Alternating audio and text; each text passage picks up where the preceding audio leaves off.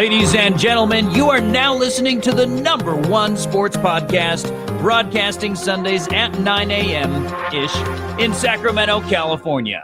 Sports Talk 916. Now here are your hosts, Greg Bowl and Coach Greg Carosi.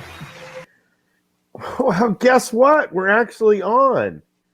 No technical difficulties. One missing co-host for the week. I think the donut store might open late or something. I think that's where he went. But you are tuned in to episode number 282 of this little shindig we call Sports Talk 916. And we got more faces on here today. So I'm Coach Greg. Right there, at least on my screen, is Mr. Chief Greg Bowl.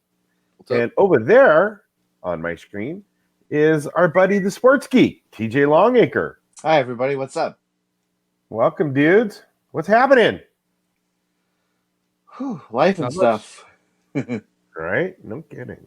All right. So yeah, we've been off a little bit. Our last show, I believe, was the week after Mother's Day.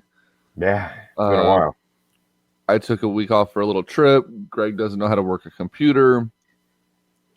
Last week, that's true. We had no power, so it's been fun. But we're here, and it's Sunday, and it's Father's Day. So happy Father's Day to everybody out there. Happy Father's Day, guys.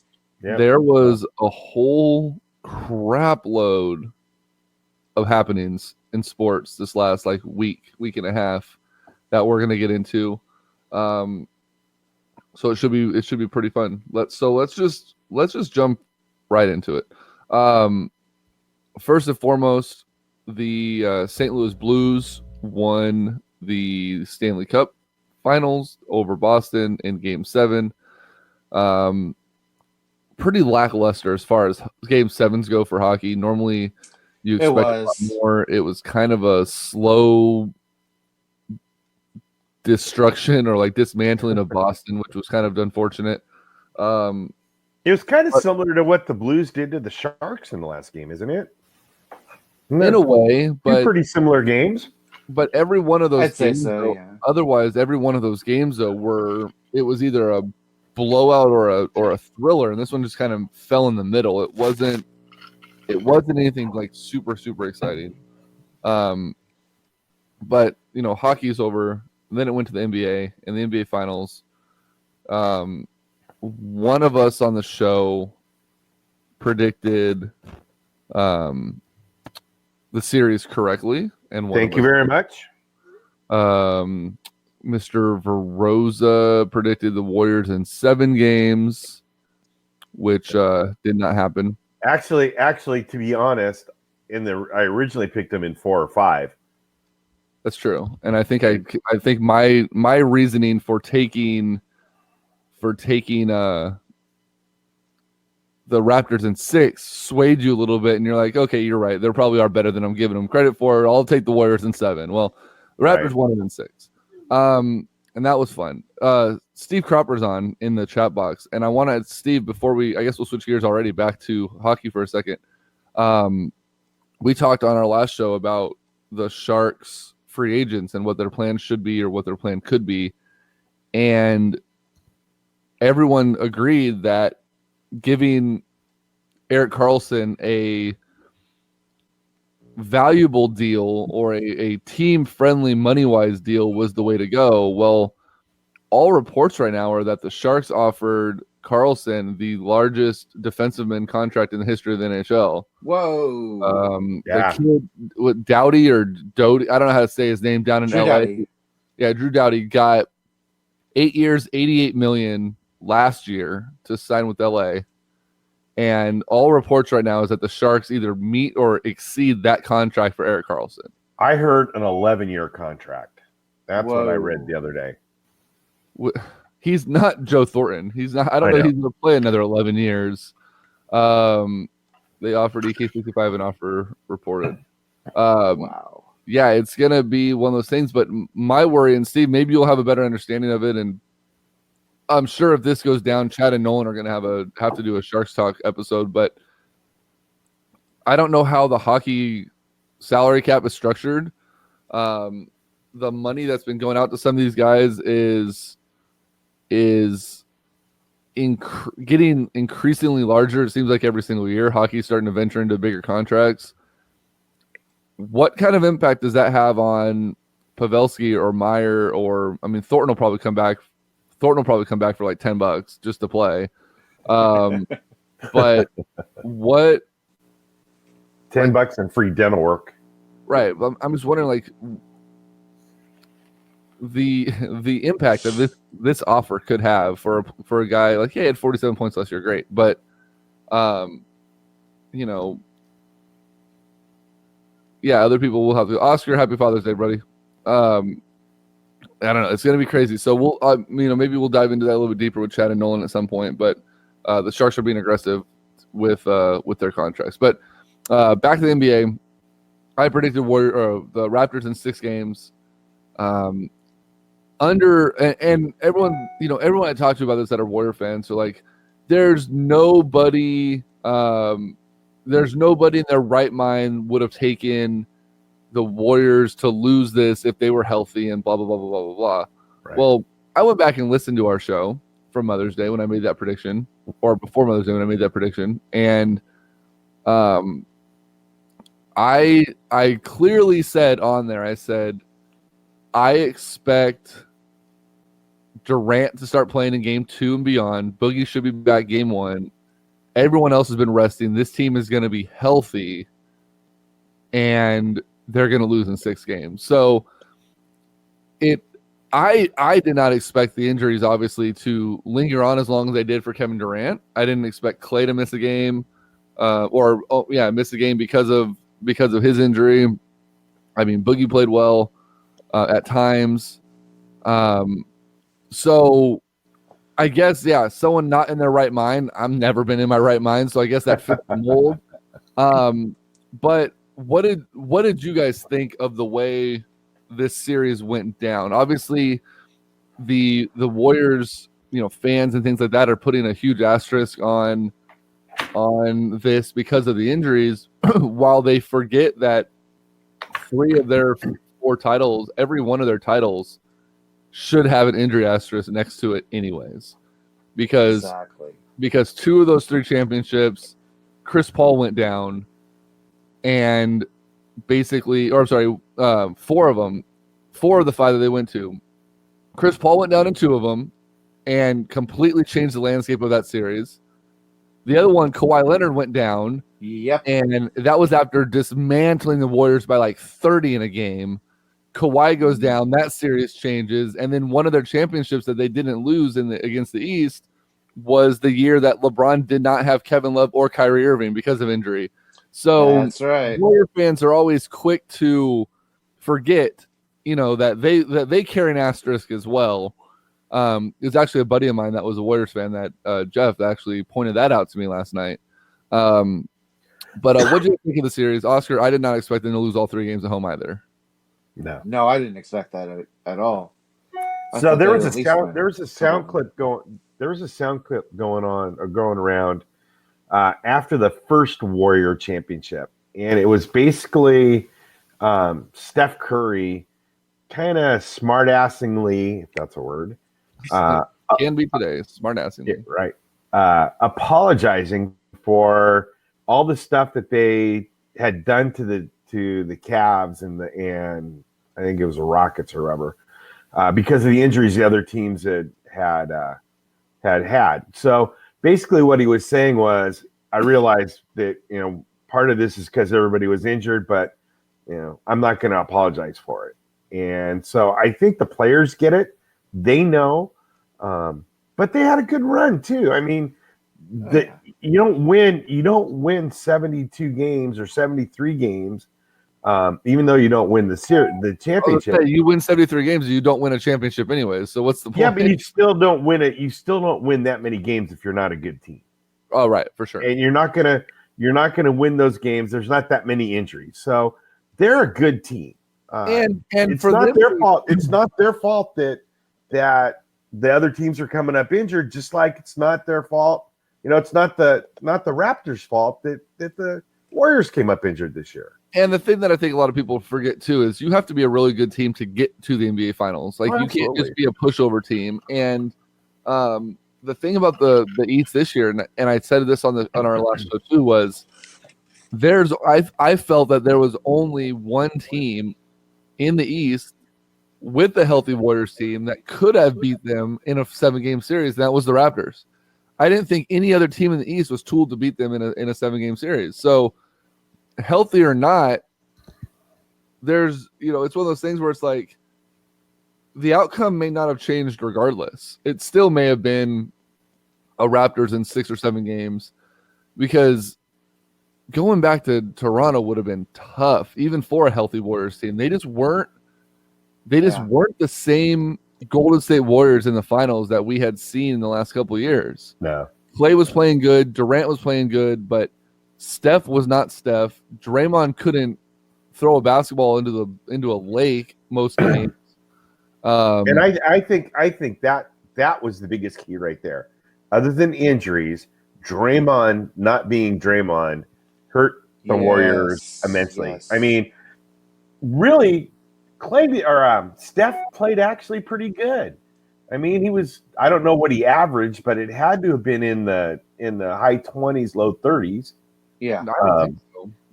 I mean, maybe it was with the other games, but I mean, he had one bad game, but he pretty much carried the scoring load. The game that Clay was out, he scored like 45.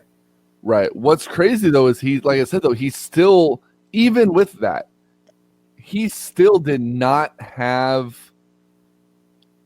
a playoff series like you would expect from Steph Curry, which is scary because he was freaking amazing, yet it still wasn't enough. But again, it was because of the circumstances with the team. It's not like he was off. Toronto ran a box and won most of the series. Where they just played zone. Hit the nail on the head there. He said he may not have shot well, but he hit some clutch shots and was super active on the floor in all capacities. Yeah, he was. He stepped Absolutely. up. But they needed that scoring because Toronto could basically play Steph Curry one-on-one, heads-up defense, play a zone for everybody else, knowing that nobody else is going to score. And that's exactly what it came down to. And it was one of those things where it's like, Steph can't do it by himself. And if you look now into next season with their injuries, guess who has to do it by himself? It's gonna be Steph Curry.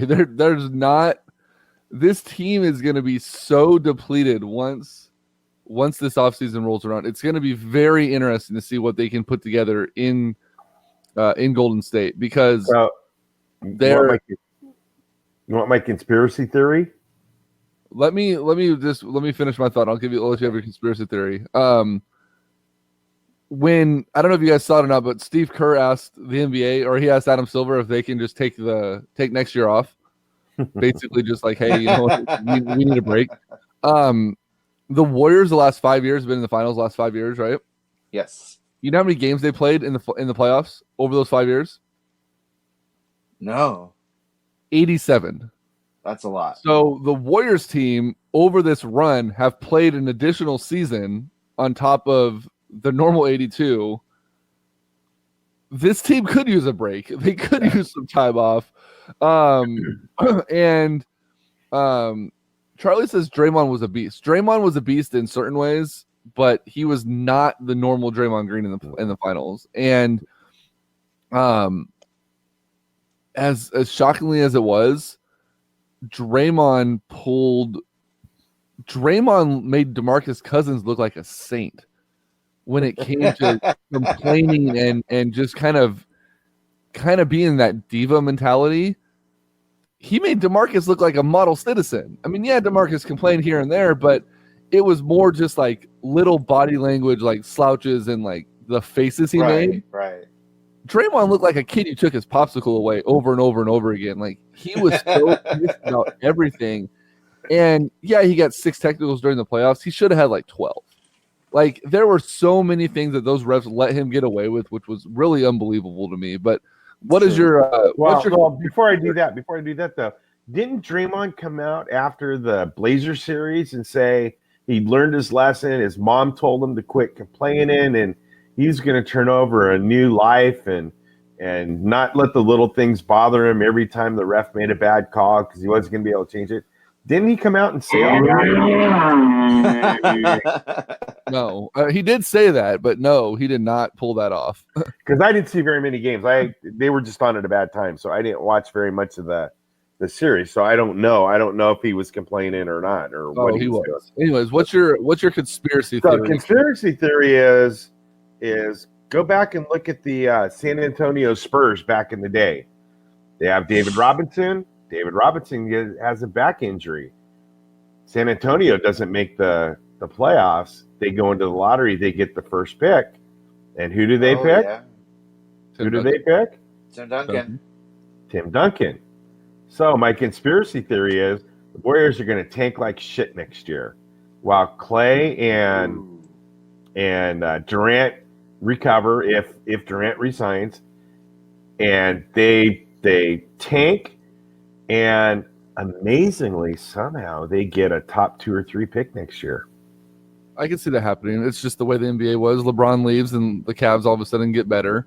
The Warriors are not a lottery team. The Warriors, as it stands right now with the injuries they have coming in and the amount of money they have to spend, absolutely are barely going to be an NBA team, let alone a lottery team.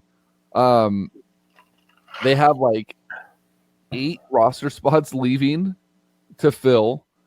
If they do offer a max deal to Clay and Steph, to Clay and Durant, which I think is a smokescreen. I don't think they're going to offer it to both of them. I think Clay gets one for sure.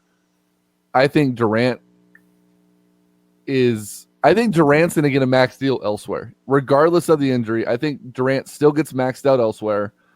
And I think he's done with Golden State unless he opts into that $31 million to rehab. If he opts into $31 million, then the Warriors won't even offer him a contract at the end of that.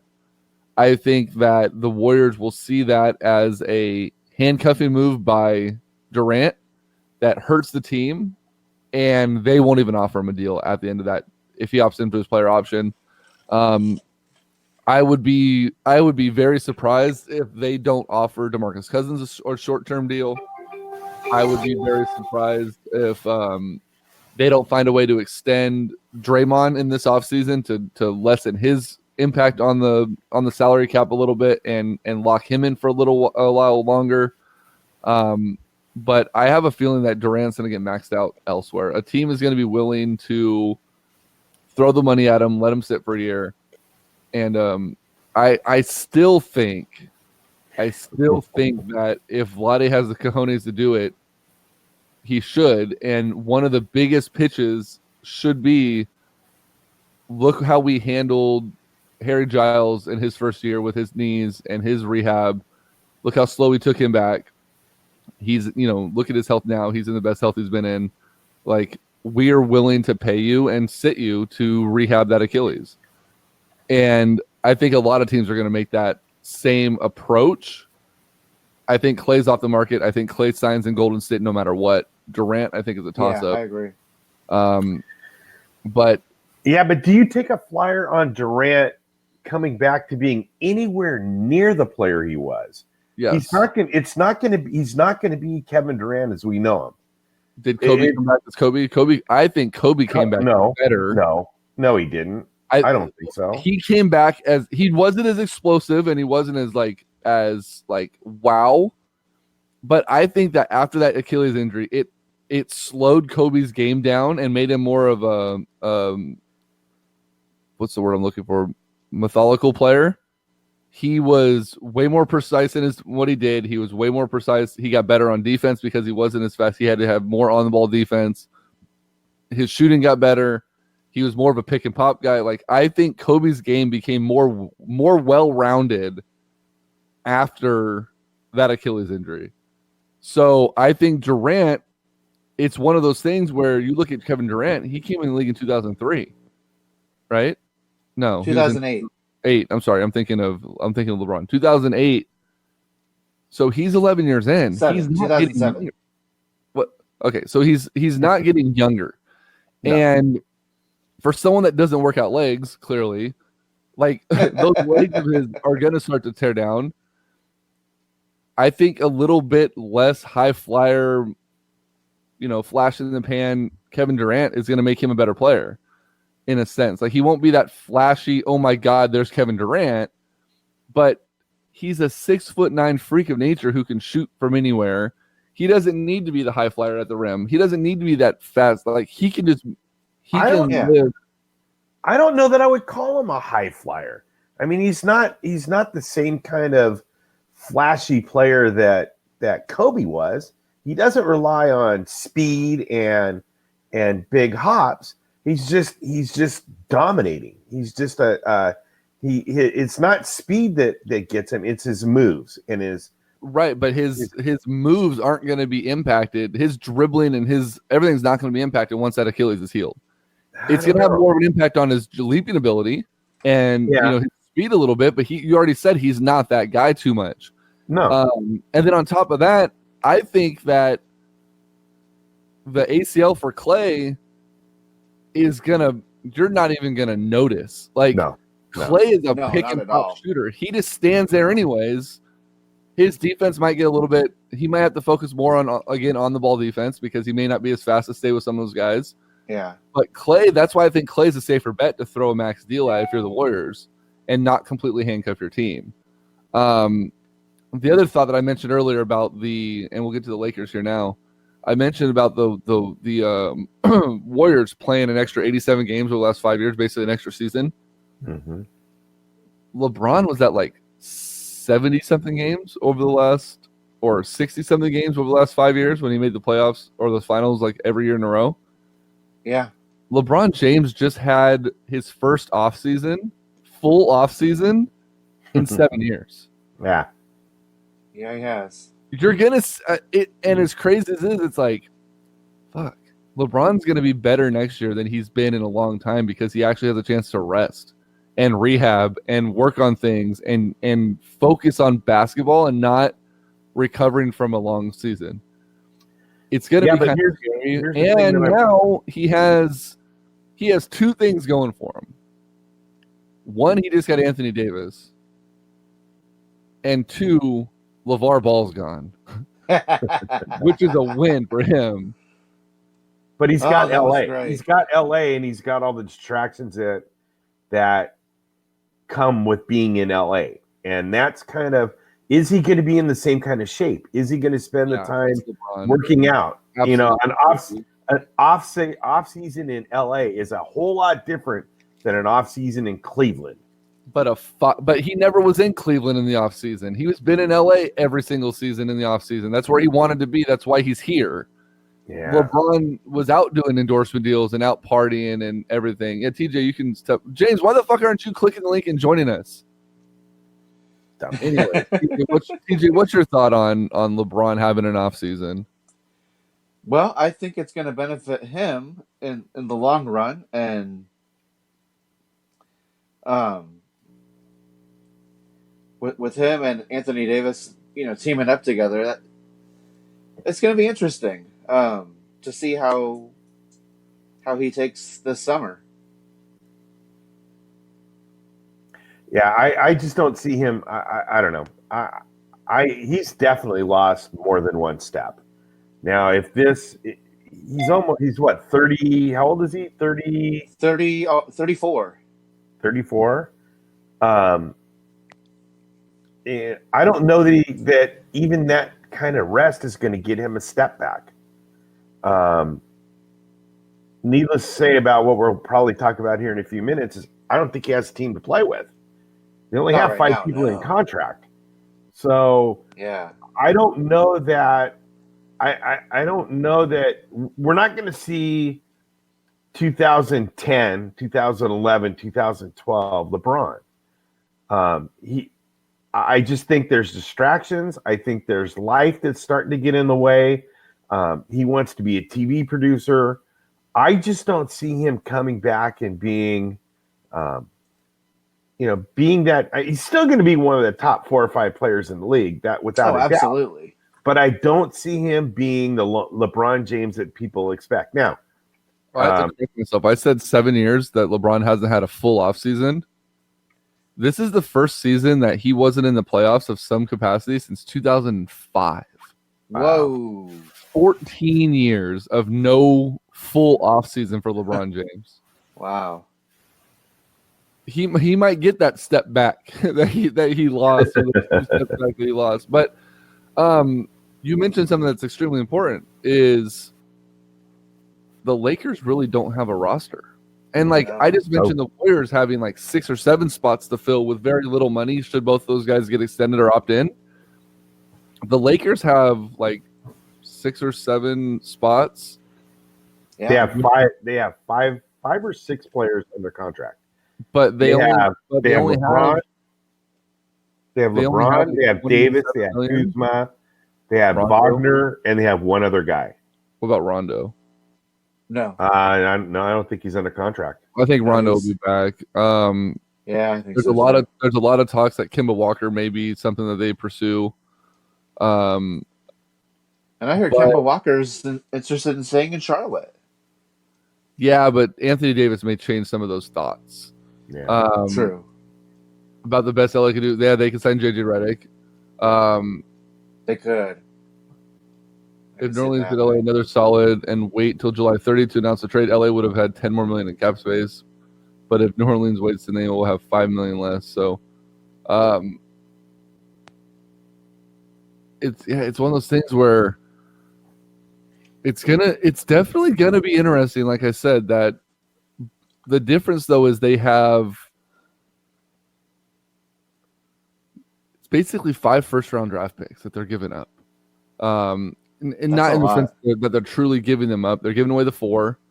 They're giving away a lottery protected next year. There's an unprotected in 2024, and then there's 2 pick swaps. 2 pick swaps that come later on as well. So, not to mention Lonzo Ball, Josh Hart, Brandon Ingram, which I think is probably one of the worst ones to include in that deal. They got a hell of a lot. They being the New Orleans and the Pelicans. Yeah. But as crazy as it is, do you think that they should have? Do you think they should have waited? Do you think they should have waited a little bit longer and try to get Kyle Kuzma in that deal? I don't think the Lakers are going to get. I'm not seeing in the lobby to add you in, but. I don't think Kuzma is ever going to get. No, I don't think so either. Deal. This may be probably the best the Pelicans could have gotten for Anthony Davis. I think. We'll see. It's going to be, but the other thing too is I haven't seen anything. Normally when you when a deal like this goes through, you typically. It's typically accompanied with the clarification that the 2 teams were allowed to talk to each other, or the 2 sides were allowed to talk to each other, and they've agreed to the framework of an extension. That hasn't been put out there yet. No. If I had heard. Well, I heard Davis said that he was. I heard anyway that he was strongly considering and would be willing to sign an extension with LA. Right. But like I said, normally a framework deal like this or a deal like this is contingent on that already being done. The fact that hasn't been done yet, in a way, kind of worries me. Not worries me, but it would worry me if I was a Laker fan. Because what if, sure, AD just got traded to the Lakers, right? And that's what he wanted all along. Yeah. But I wonder if reality sets in that he just got traded where he wants to be, but in doing so, it depleted the roster. Now there's no one around him, and it's going to be a whole bunch of mid-level exceptions and vet minimums to try to patch together a team. Just like last year. Right. And I wonder if that has any impact on the future for him to want to be there, because I think it could. Absolutely. Can you imagine the the size of the who is it? It's Rob Pelinka, right? That's running the Lakers. Yeah. His cojones must be about as big as a basketball to make a deal like this without a surefire extension. If they somehow leave, or let's say AD decides, you know what, I'm going to let the season play out and I'm going to see how it is playing with LeBron, because a lot of people say it's not the best and yada yada yada.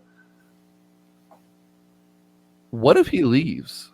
What if he doesn't get wooed enough by LA? Well, the Lakers are done for 10 years. And I actually saw something the other day or yesterday when this deal went down. If I'm Pelinka, and this is crazy as hell to me, but if I'm Rob Pelinka, I'm on the phone again today.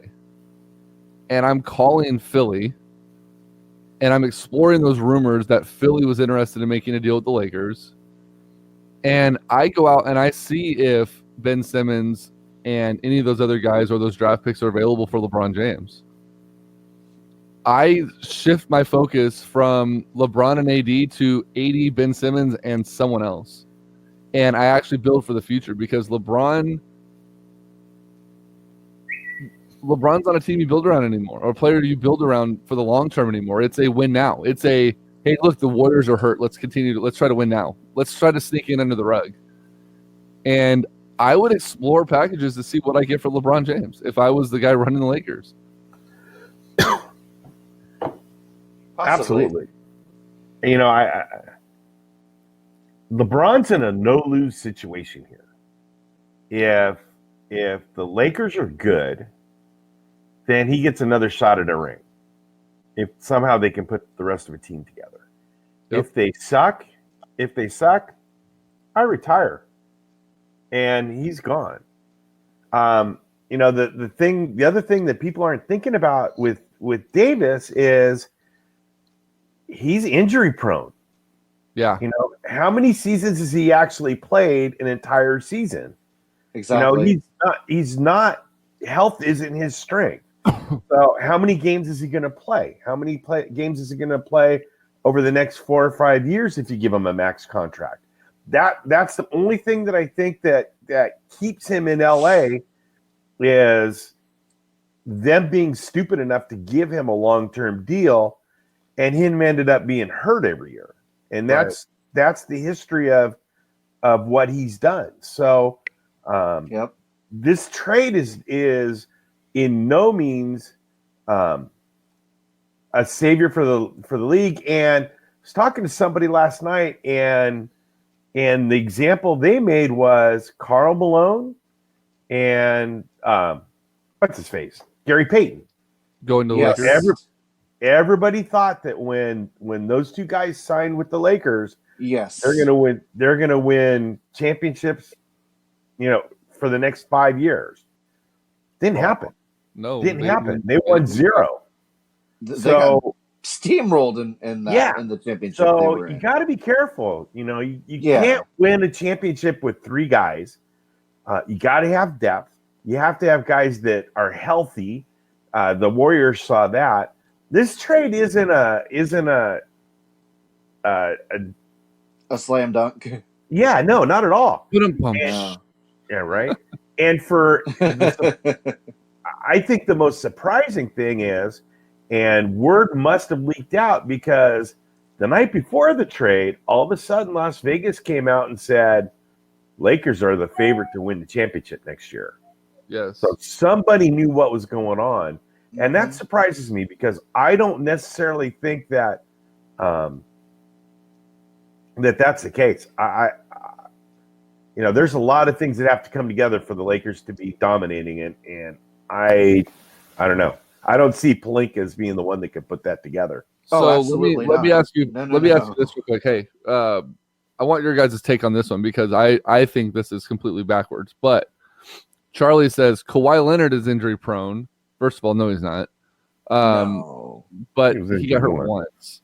Yeah. It says that he follows that up with the number of games played is less important when a player is healthy. You just need them healthy down the stretch. I wholeheartedly disagree with that, but I'll The let you number of games played is less important than when the player is healthy. Basically, he's saying the regular season doesn't matter as long as they're healthy when it counts at the end of the year, is what I'm getting from that. So before I give you my take on that, what is your take? Go ahead, TJ. I mean, yes and no. I mean, you need those players to help you win games more importantly than not. That gets you into the playoffs. Yeah, you need them healthy down the stretch, but you really need them healthy all the time. You got to have them healthy as much as you can through the course of a season. In a sense, I kind of agree with Charlie, but in a sense, I don't. I mean, they need to be. You don't need them to play. You don't need them to play. What? He says that's not what he's trying to say. So, Charlie, could you clarify then what you're trying to say? Because I want to make sure that we're not twisting your words. Then I want to make sure that we're understanding you a little bit better. Then, my thought on that, though, well, based on the way I took it, is if you have a well-rounded team and a star goes down like Kawhi Leonard or Anthony Davis, then the regular season is not as important. You need them. You need that team down the stretch. The Lakers, as they're built right now, if LeBron or AD misses any time at all, they're toast because they don't have a team built around them. Absolutely. And they're not going to have a team built around them. So when you put all your eggs in a basket like they did, injuries, you need that team around the entire season. There is no way that you can risk them not playing. You need a team to win during the season. You shorten your rotation down the stretch and in the playoffs. Absolutely. I agree with that. But the Lakers don't have a team around AD or LeBron right now. Not at all. No. And the thing that worries me about AD and even LeBron a little bit is if they're not healthy, you need them healthy the playoffs. Okay, and hold on. To go back to Charlie's injury-prone thing about Kawhi Leonard, he came in the league in 2011. As a rookie, he played 64 games. 58 his second season, 66, 64, 72, 74, 9 in last year, and then 60 this year. I don't know that I would call that injury prone. Sure, he missed a couple games here and there, but in the last 4 seasons with San Antonio, and even this year with Toronto, how many of those were rest days? How many of those are load management games? How many of those were days that Pop just had him stay home? They'd even make the flights. You know what I mean? Like, well, there was all of last season where he pretty much shut himself down. And said, I'm not playing. Pretty much. So but I think that was his only major injury. I think he was dinged up from time to time, but he's not, Anthony Davis has been hurt and missed significant amounts of time. I don't think 20 games is a Anthony significant Davis, amount of time. His career, 64, 67, 68, 61, 75, 75, 56. Maybe a little bit better than I thought, but yeah, a little bit better. I'm actually surprised by that. It's going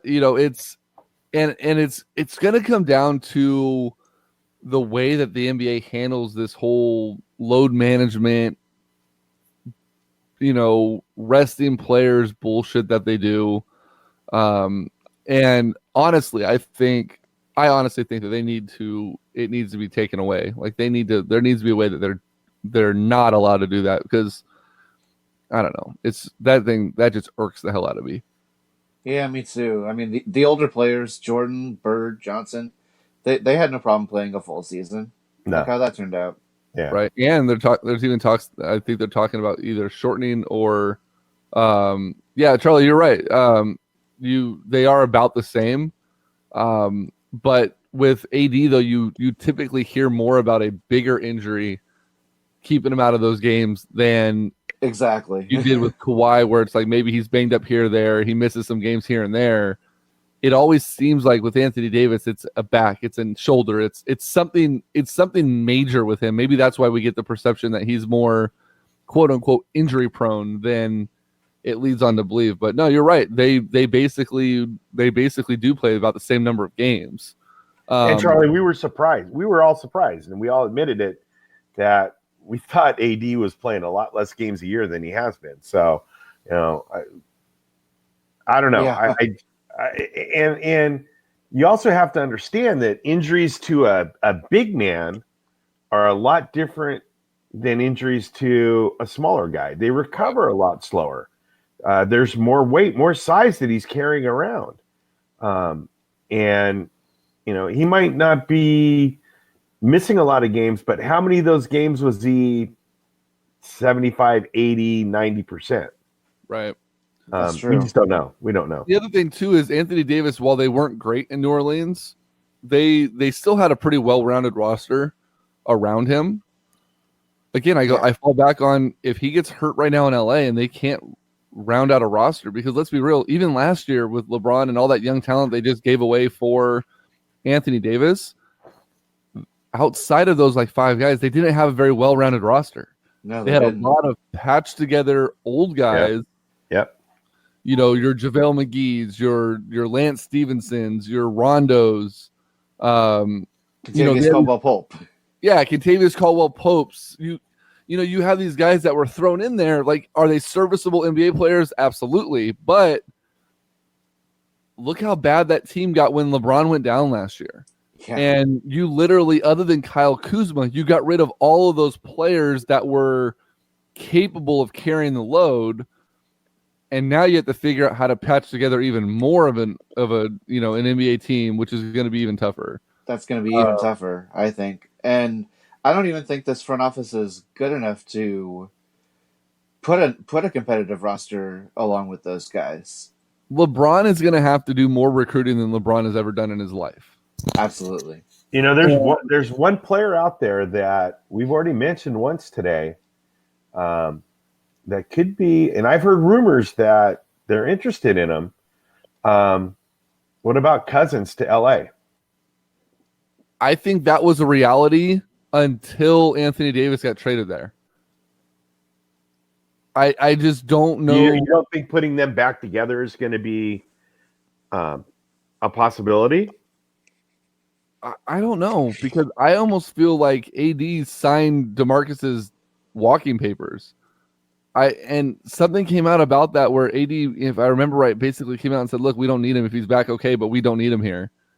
And that was after the Achilles with Cousins. And yeah, he did that, the sign of good faith, and he wore his warm-up shirt during the All-Star game and all that other stuff. But I don't know. I feel like that bridge got burned, and I feel like DeMarcus has burned so many other bridges that it's going to be tough for them. And I don't think I think DeMarcus stays in Golden State, to be completely honest. As do I. They have no choice but to sign him back. Yeah, they're losing. I don't think so. I don't think they have plenty of choice. They really don't, because when DeMarcus Cousins is fully healthy, and he never really got his full health back this season coming from the Achilles, DeMarcus is a 20-10 guy. You're losing 2 20+ guys with Durant and Clay going down. Draymond's not stepping up and scoring 20 a game. Cook's not scoring 20 a game. You're not going to bring in a guy that is going to fill those voids. Like, you're losing almost 40-something points a game with Clay and Durant going down. Absolutely. DeMarcus is going to be a cheap option. Well, I don't say cheap, but he'll probably be like a 2-year, $10 or something $1 million per year or something like that. That gives them close to 20 points to fill that gap. And he's already there. He likes being there. He likes being with Kerr. He likes the style of the system. They may be able to get a, like, hey, we scratched your back, now scratch ours kind of deal with DeMarcus Cousins, because they were the only team that offered him a deal coming off the Achilles. I think the Warriors would be silly not to throw a contract at DeMarcus Cousins at this point, because they need to fill that void of scoring. Okay, and I'm gonna throw this out again, and I was serious. The Warriors aren't going to be hurting for money. They're not going to be hurting for attendance. They're moving into a new building next year. That's true. So everybody in the Bay Area is going to want to go to the game, and so no matter how good or how bad they are, the place is going to be packed every game. There's one person that won't be there though,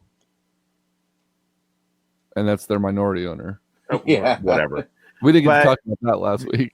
Yeah, but so they're not going to. I mean, I can definitely see them not signing Cousins back and being a 25 or 30 game winning team next year.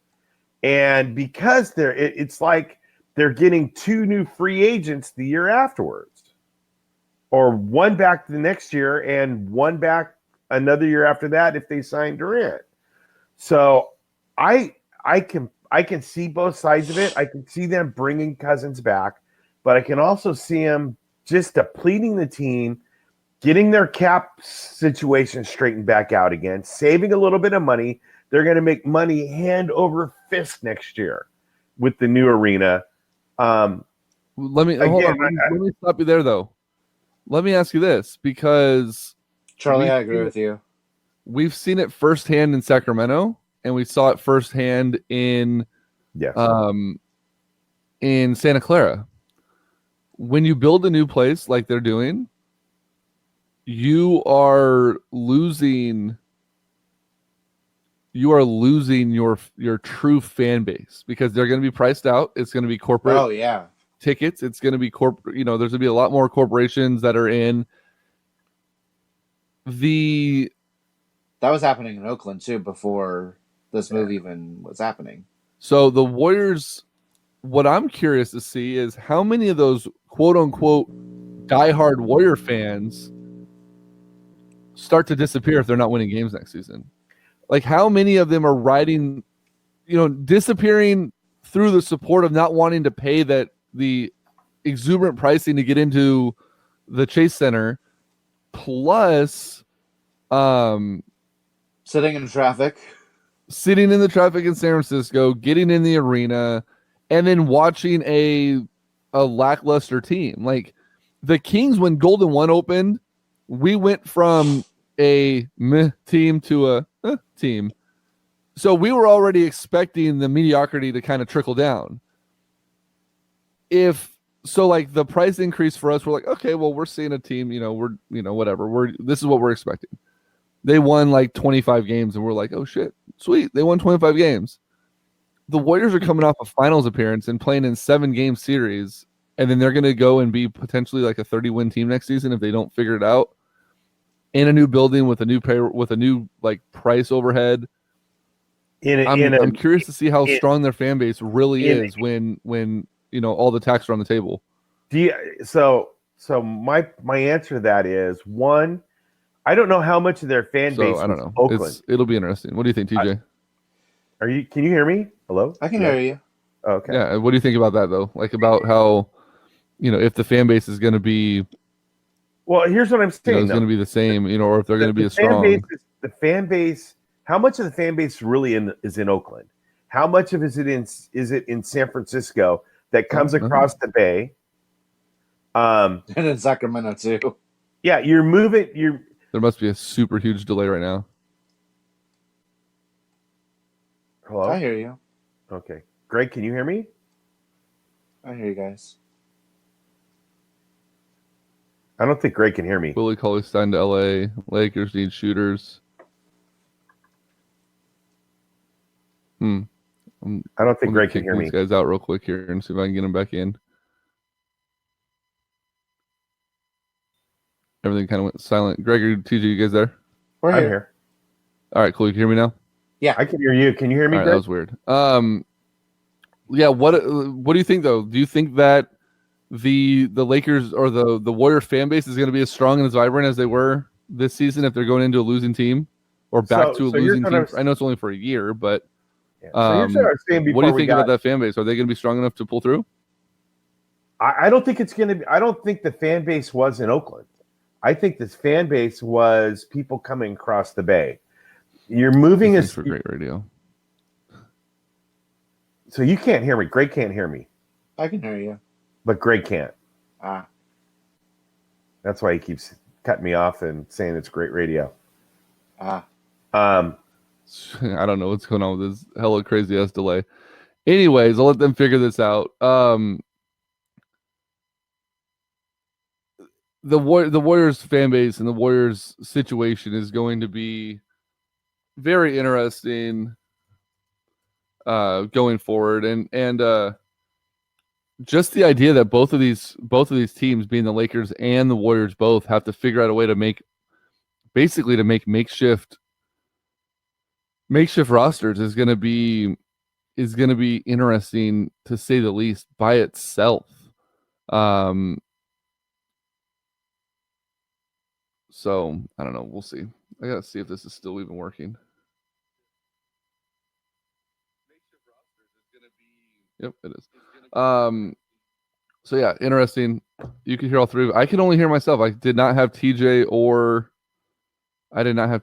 Greg in there. Let me see if I can get Greg back in, because TJ left. all right. Can you hear me now? You can look at the Raiders and the 49ers and the Giants and to see where fans are not coming to the Bay Area. Can you hear me now, Greg? I agree with that too. Greg, you can't hear me, can you? Hey, Greg, why don't you sign out and sign back in to be live and rejoin the link, because it's not working for you. Try TJ again. Charlie, I think you hit the nail right on the head. TJ there?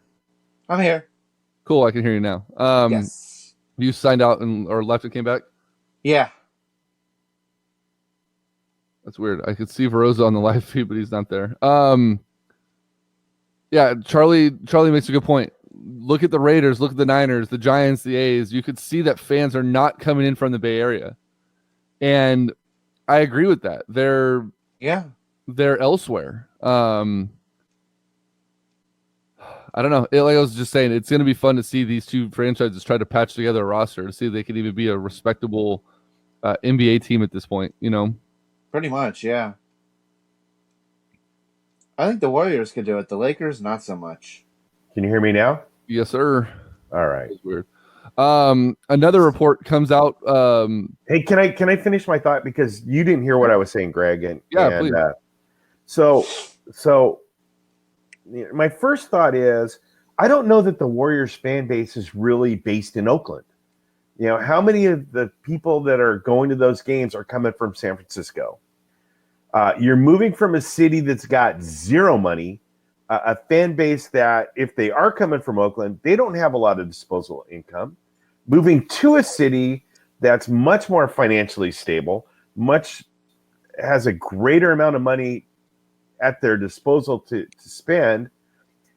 If you compare it to the Niners moving to Santa Clara, I think the Warriors are moving closer to their fan base and not farther away from the fan base like they did in Santa Clara. So that's why I think that they're not going to have a problem attracting fans, no matter how many games they win next year. Yeah, I mean, and that could be the case. But like I said, we've seen it firsthand in two of the teams that we follow. A new building typically pushes out the fan and brings in the corporations and brings in the quiet, you know, it just loses its luster. So, and San Francisco, much like Santa Clara, is going to be on a much larger scale than what we saw here in Sacramento when it comes to that money coming through. Yeah. Yeah. Absolutely. James touched on something earlier about the Lakers, and I just got a report about it from Woj. Basically, what James was saying earlier, if the Pelicans cut the Lakers a solid, they can get them 10 extra million. Right now, the expectation is that the Anthony Davis trade will be completed on July 6th. Yes. Assuming Davis declines to void his $4 million trade bonus that he has in his contract, that's going to leave the Lakers with $23.7 million in cap space, which takes them out of the market for any max deal anywhere. If they wait till July 30th, then the Lakers would have $32 million in cap space, because they'd be acting as a team over the cap, and they'd be able to use that number 4 draft pick as salary, not just a position. And that would give them the option to chase after a max deal with the player. They'd have $32.5 million. So do the Lakers do it, or do the Pelicans do them a solid and amend it from the 6th to the 30th? I don't know how that works out with the fact that the NBA draft is next week? Yeah, Thursday. So if it's not being consummated until the 6th of July, does that mean whoever the Lakers pick it for is ultimately the Pelicans pick? Like, it just seems weird to me that they're going to push it out a month. And what free agents are going to be around by the end of July? You know, are there going to be any quality free agents that are going to wait around till the end of July to sign with the Lakers, or are they going to take their money earlier? Well, if it's July 6th, that's July 6th, yeah, but not July 30th. Not exactly, that's what I'm saying. But if it's July 6th, that's right at the end of the moratorium period. Right. It could work. I don't know. It'll be interesting. It's going to change the landscape of free agency too, which I'm actually pretty excited about because it's going to make a lot more pieces move around. This trade and the injuries to the Warriors is going to be. It's going to make it. I have this gut feeling that NBA free agency this year is going to feel a lot like NFL free agency when the clock hits and everything just goes nuts. I think there's going to just be a wildfire this year. On the Kings front, the Kings have until Harrison Barnes has until the 30th to decide whether or not he's going to opt into his $25.6 million player option. Vucevic, the center from Orlando, has been posting pictures all week with Bogdan Bogdanovic in wherever the hell they're at. They're at they're in their homeland doing some kind of camps and whatnot.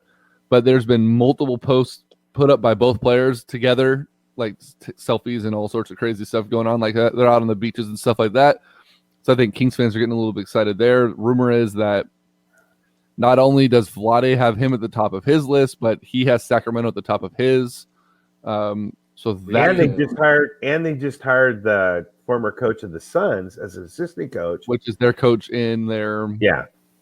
And for those of you that aren't paying close attention to the Sacramento Kings, that coach of the Suns likely is going to be the next head coach of the Sacramento Kings after Luke Walton. He's basically he was brought in as a backup plan. He's going to be the heir apparent to the throne. Should something go down with Walton, should Walton not work out, should these sexual allegations continue to rear their ugly heads, they have their guy in place now, is what that move signifies. Yeah. Yep. And I just got noticed that the Kings have scheduled their 342nd pre-draft workout this week. How many people can you? The only thing that this can tell me is that Vlade is somehow working out a deal to move into the back end of the first round.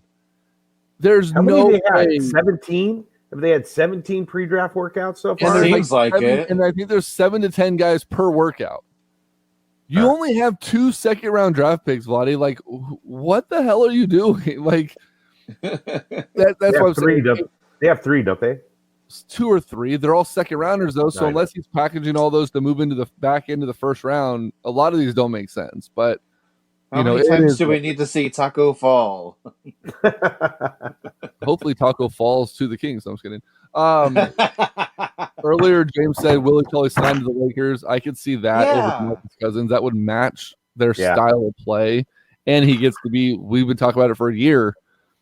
He gets to be down in LA, fashion capital of the world, which isn't LA, but you know what I mean. And that would be one of the few times that I'd want to trade somebody to a rival. Yes.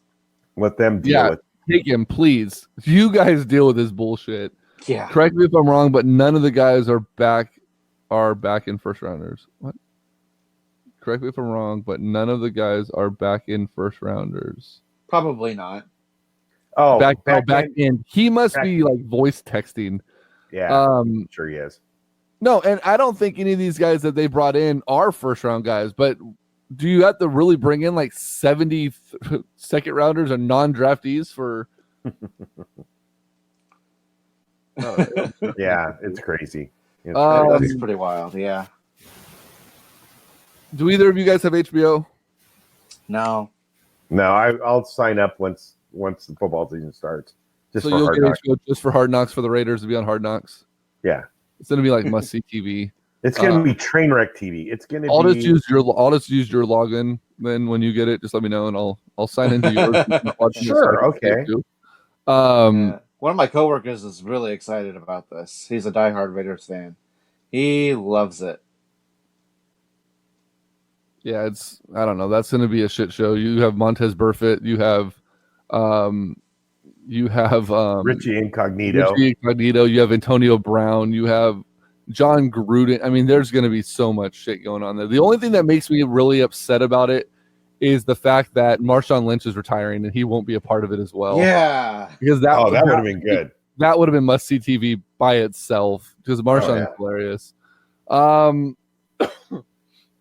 Last but not least, something we kind of had a lot of debate on our Facebook page over last week, and that was the U.S. women's national team ass kicking that they put on Thailand 13-0.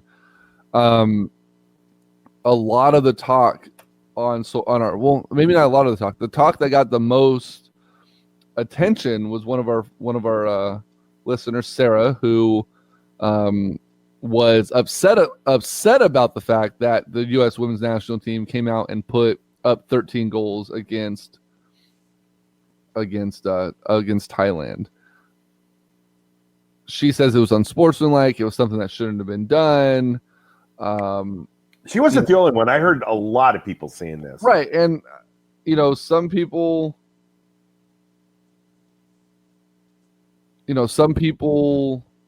Hold on. Some people were only upset about the fact that they were celebrating after like 9 goals, which I can agree with that.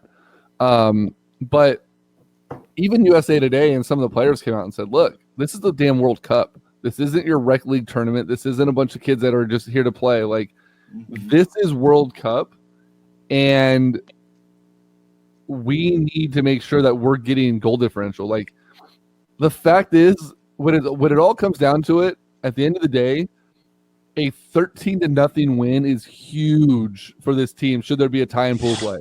No other team is going to be able to clear that goal differential regardless of how it plays out, unless everyone puts up 15-0 on Thailand. Well, that's possible because everybody has to play Thailand. So you score as many as you possibly can because everybody else is going to get their shot at him too. Yeah, absolutely. These are professionals. These are professional. If you don't like it, get better. Yeah. If it's a high school team or if it's a youth soccer game, call off the dogs. But there's also, there's always been a debate, and in coaching water polo, you see this all the time because as some of the better teams are playing teams that are just learning how to play the game, there can be. I coached a game that was 33-0. Whoa! And water polo is a 8 to 10 goal game. But it was 33-0, and I was an assistant coach, and luckily I was on the winning end of it. Right. But the head coach, his philosophy was, it's going to be more disrespectful for me to play keep away and disrespect the game than it is for me to play hard and play the game the way it's supposed to be played. So we're still going to counterattack. We're still going to play to score. We're still going to do everything instead of me standing out there yelling, okay, everybody has to touch the ball once before you can take a shot. It just doesn't happen.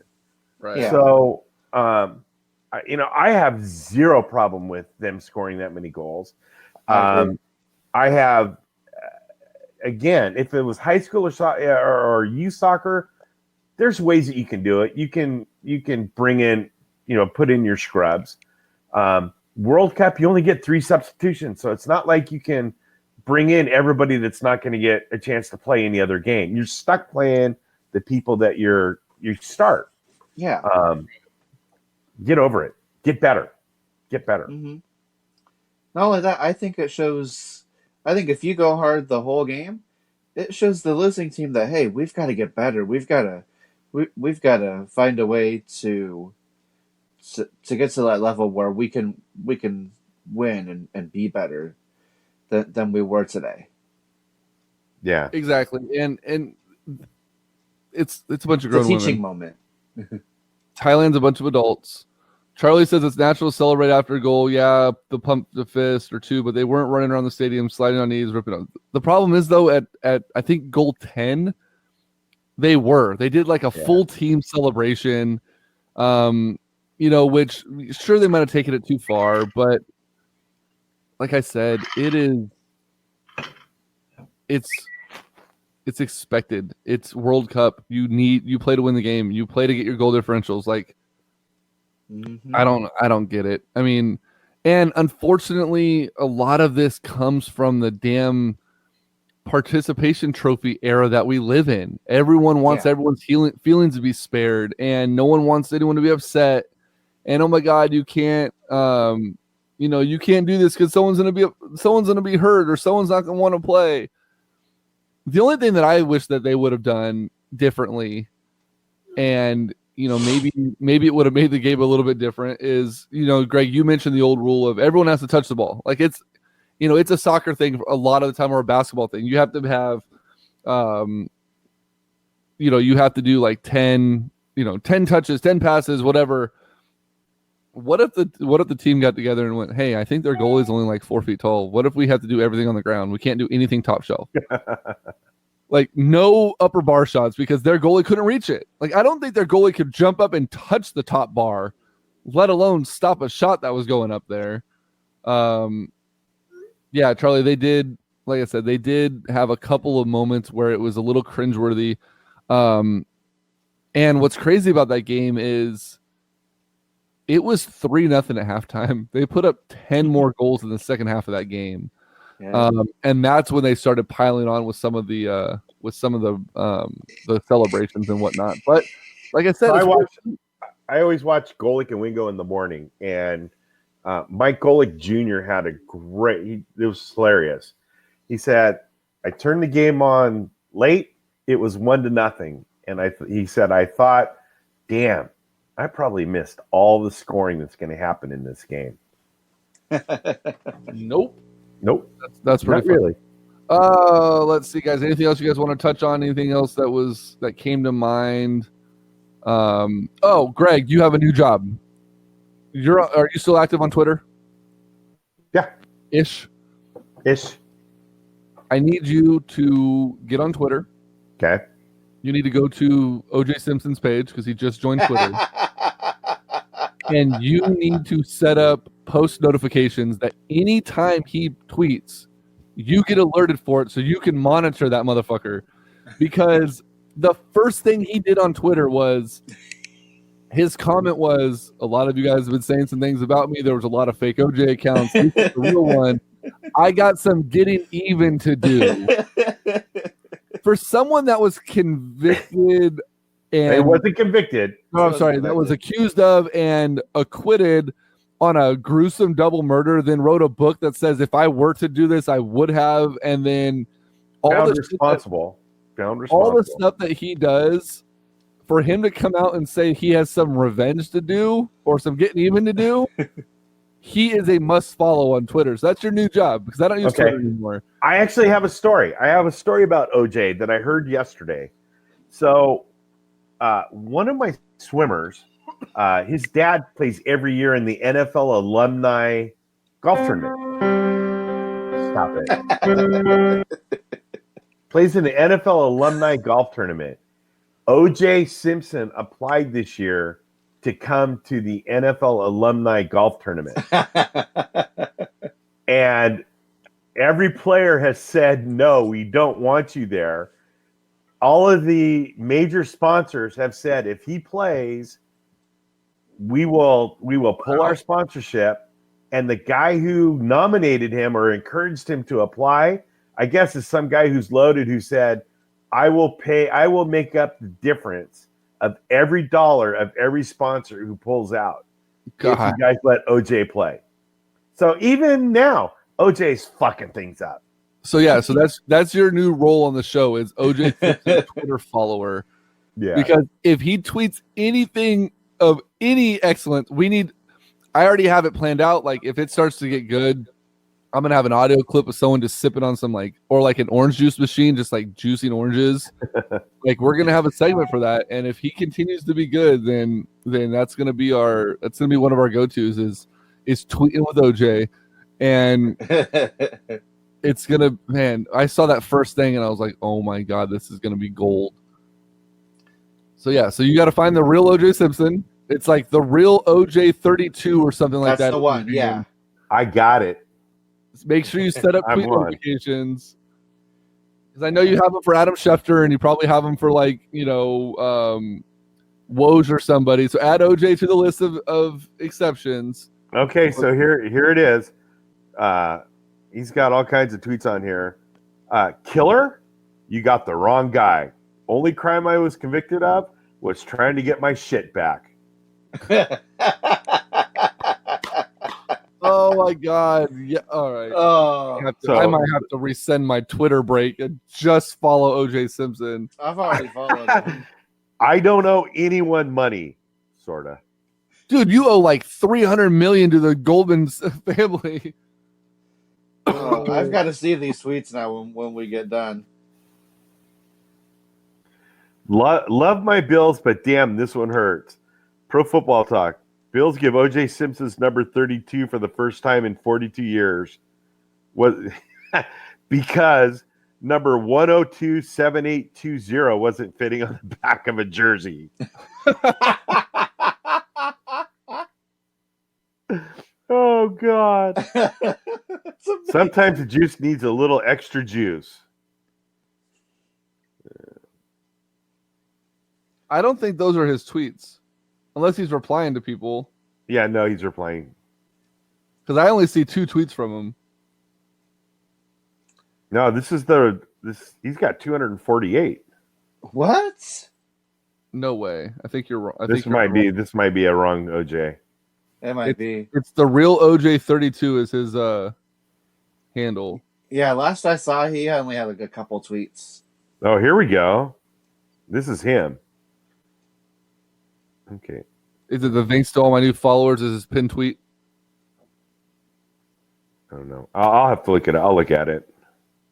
Yeah, but that's gonna be pure gold. There was something else I wanted to say before we ended. Oh, here it is. I got it. Oh, and he's doing videos. Yeah. There's videos all over the place on this thing. So the other thing I'm going to work on is, and I don't know if it's going to come to fruition or not, but in one of the 49er groups that I'm an admin in, Ricky Waters just joined the group. Oh, The legit, real Ricky Waters. So Whoa. I'm going to see about if I can't somehow get him on our show and talk about the good old days of the Niners and stuff like that. So we'll work on that. But other than that, I think that's what we got. It's Father's Day, which means dads are set to have to go out and barbecue their own meals today. So we'll get to that here shortly. TJ, I appreciate you coming on. James, Thanks, guys. this week we will have to work together to figure out your computer situation to at least get you audio. I know you can get on with just audio. We'll get you on. Unless you can, like you said, next week go to your office and get in there. 49ers bleed red and gold or something like that. Red and gold until I'm dead and cold or something like that is the group that I'm admin on. They keep changing the name of it. I can't remember what it's called. But Ricky Waters has joined probably like 4 or 5 of the 49er groups that I'm in. So it's pretty cool. But other than that, man, TJ, appreciate you coming on. Greg, hope you have a good day. Yep. And hopefully we'll be back next week for another episode of Spurts Talk. Night, Larry. Later.